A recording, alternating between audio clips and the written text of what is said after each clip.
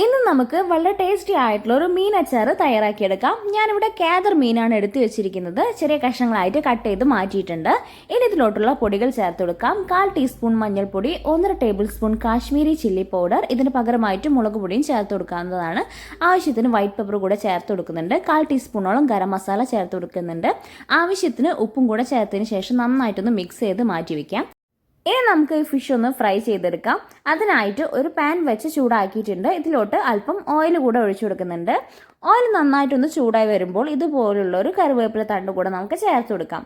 ഇനി നമുക്ക് റെസ്റ്റ് ചെയ്യാൻ വെച്ചിരിക്കുന്ന നമ്മുടെ കാദർ ഫിഷ് ഇതിലോട്ട് ഇട്ട് കൊടുത്തിട്ട് നന്നായിട്ടൊന്ന് ഫ്രൈ ചെയ്തെടുക്കാം. 5 മിനിറ്റ് ഇളക്കാതെ ലോ ഫ്ലെയിമിലിട്ട് നന്നായിട്ടൊന്ന് ഫ്രൈ ചെയ്തെടുക്കാം. ശേഷം നമുക്ക് മറിച്ചിട്ട് കൊടുക്കാം.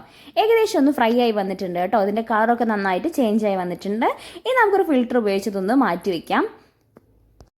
ഇനി ഫിഷ് ഫ്രൈ ചെയ്തെടുത്ത ഇതേ വെളിച്ചെണ്ണയിലോട്ട് ഞാൻ അല്പം കടുക് കൂടെ ചേർത്ത് കൊടുക്കുന്നുണ്ട്. കടുക് നന്നായിട്ടൊന്ന് പൊട്ടിയതിന് ശേഷം ആവശ്യത്തിന് ഉലുവ കൂടെ ചേർത്ത് കൊടുത്തിട്ട് നന്നായിട്ടൊന്ന് വഴറ്റിയെടുക്കുന്നുണ്ട്.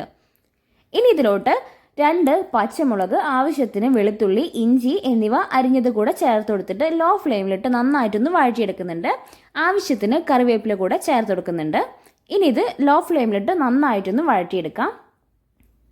ഇതിലോട്ടുള്ള പൊടികളൊന്ന് ചേർത്തെടുക്കാം.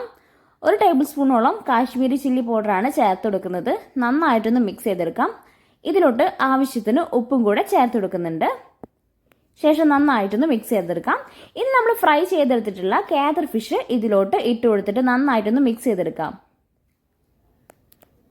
ഏകദേശം ഒന്ന് പാകമായി വന്നിട്ടുണ്ട്. ഇതിലോട്ട് ആവശ്യത്തിന് വിനാഗിരി കൂടെ ചേർത്ത് കൊടുക്കുന്നുണ്ട്. വിനാഗിരി ചേർത്തതിന് ശേഷം നമുക്ക് ഫ്ലെയിം ഓഫ് ചെയ്യാം. എന്നിട്ട് നന്നായിട്ടൊന്ന് മിക്സ് ചെയ്തെടുക്കാം. വളരെ ടേസ്റ്റി ആയിട്ടുള്ള മീനച്ചാറിൻ്റെ റെസിപ്പി ഇവിടെ തയ്യാറായിട്ടുണ്ട്. എല്ലാവരും ഒന്ന് ട്രൈ ചെയ്ത് നോക്കുക. നമ്മുടെ വീഡിയോ ഇഷ്ടപ്പെട്ടെങ്കിൽ ലൈക്ക് ചെയ്യുക. നമ്മുടെ ചാനൽ സബ്സ്ക്രൈബ് ചെയ്യാൻ മറക്കല്ലേ.